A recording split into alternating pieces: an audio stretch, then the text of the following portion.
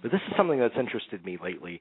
As I expand my horizons in terms of the movies I've been investing time in, there is an argument to be made that, yes, story is the absolute essential. You can't make a great movie without being invested in the story. Mm-hmm. Mm-hmm.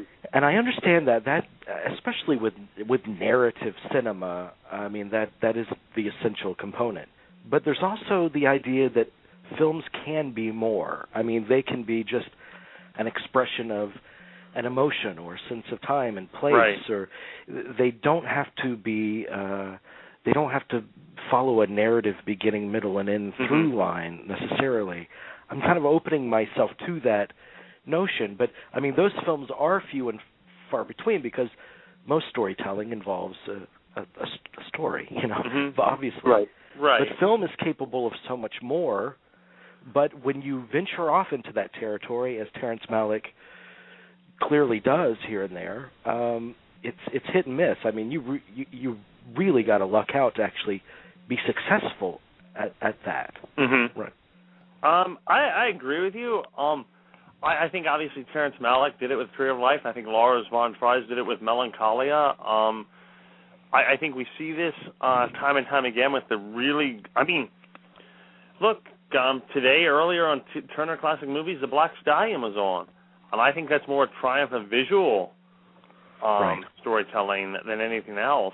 And I know it's a great on all levels, but it's really a visual feast for the eyes more than anything else. There's not that much dialogue. I think it's very interesting you bring that up because the other big film is a Paul Thomas Anderson film, and with obviously if the master, it seems like There Will Be Blood in some ways, it seems like the visual is just as important.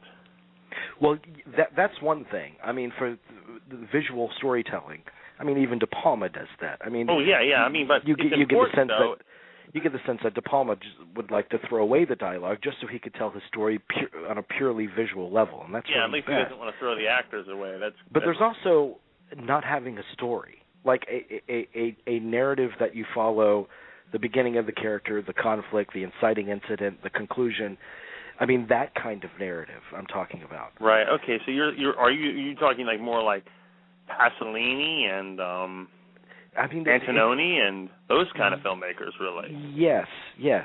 But I think you also have to have good performances outside of the visuals. I think visual can be great for a certain period of time, but if it's strictly visual, I think you have to have great performances. So you think of a film like The Artist, which there's a very little, if at all, talking. It's a very visual film, but because the performances and the faces are so engrossing and so engaging, we sort of can overlook the fact that, yes, there is a story there, but there's a lot of talking going on. So I think if the story can be sort of less and less as long as the performances and the visuals kind of go hand in hand, in my opinion.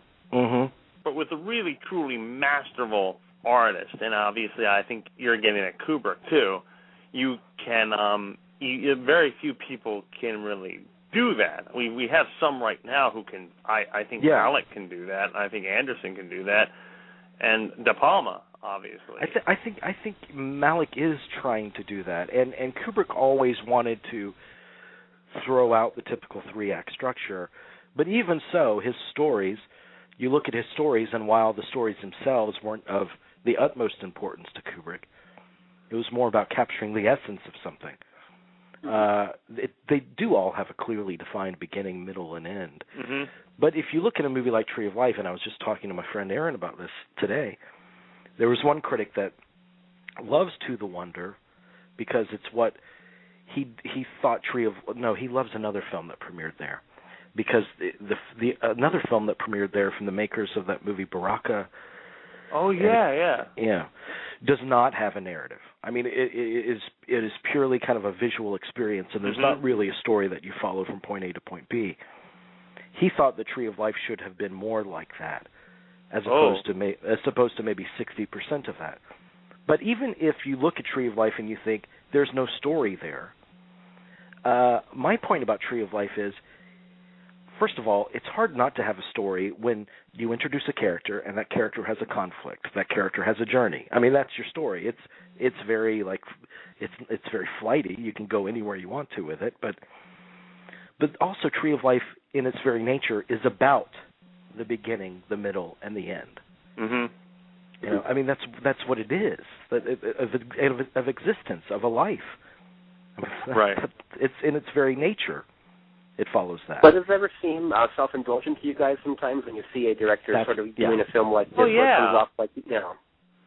That's and that's the danger. Good and bad, I think. I mean, all films, books, music have to be somewhat self-indulgent, or else they wouldn't work, I think. I mean, I think so too. First of all, there's an aspect of great filmmakers who there has to be ego there. There's ego in being a filmmaker to begin with. You're expecting people to sit down and pay money to see what the story that you have to tell, and you know you have to think that it's worth telling, and that you're the guy that's perfect to tell it. Right. But there's also, in terms of the indulgence thing, I mean, sometimes it can definitely fall into that category. It feels like you're watching someone masturbate, and that's like not enough to maintain an interest in a 2-hour film.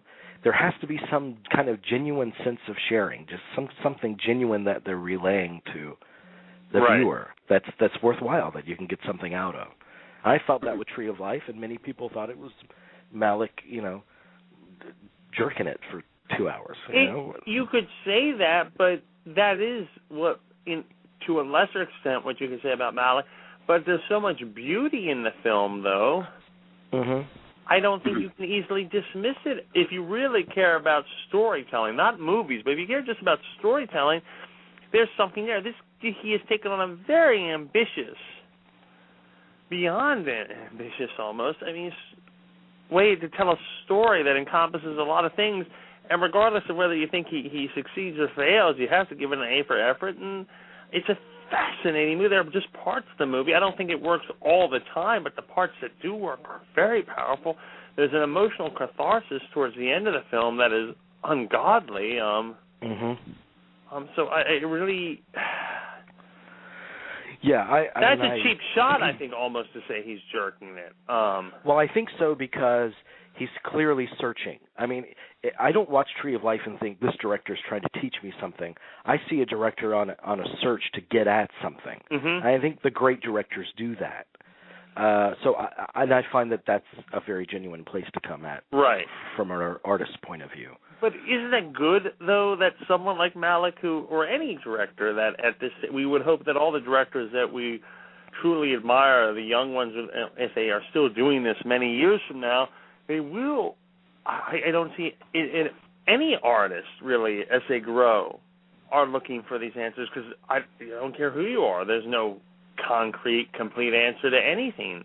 Mm-hmm. So I think it's wonderful that someone like Malick. I think it's like the trailer for the De Palma film alone is something you're just like, wow, he's still at this 40 years later, and you're just like, wow. At least they're trying, because we see so often now. I know with Jerry, I know that they're a lot like me. We're at the movies every weekend, seeing movies, and we can see the same movie every single weekend, just with different actors. Oh God, I wish I wasn't. I was doing something else some weekends. I'll tell you that. So it's so great to see someone like a Malick or a De Palma that's actually trying to do something different.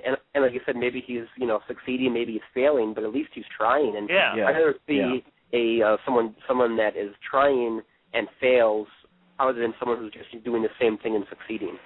Well, that's a great point. And a failed Malick movie is still infinitely more interesting than most of the blockbusters out there.